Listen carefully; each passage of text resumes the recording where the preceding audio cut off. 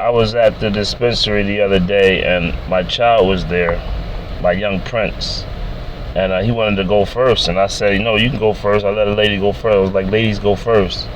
And the lady put about $20 in to the can dispensary, and it ate all of her money. Just took it, no receipt, no nothing.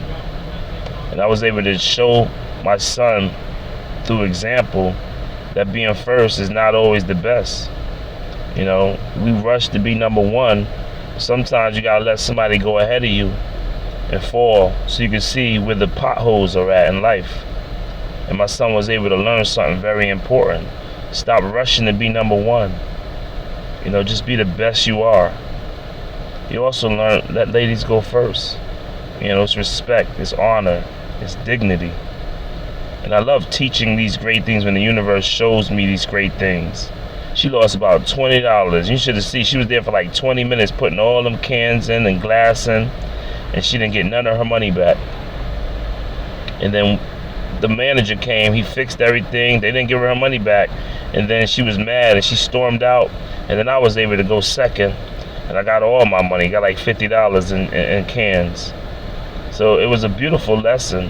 Stop rushing to be number one, because sometimes number one crash and burn.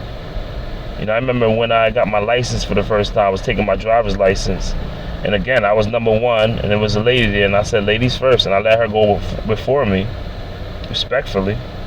And there was a light right above where the car was at, where the student car was at, where we was taking the test, and she ran it. She didn't look up because we didn't even notice that light. And because I was second, I was able to pass the test. I got 100 on the I part, I got 100 on the driving part, and I got 100 on the written part. So slow down in life. There's no need to be number one. You know, let's have some fun, which rhymes with number one. Let's enjoy the sunshine when it comes, and let's just be patient, or end up a hospital patient. You know, words are so powerful. Check the words that you're using in life. You know, even the word life has the word if in the middle.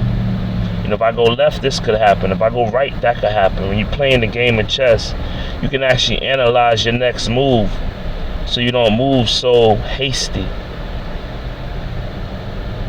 If that makes any sense. You know, let's just be grateful. You know, the right attitude will always get you what you need in life. Gratitude will overcome most any obstacle. Just stay grateful, stay faithful, and keep talking to your third eye.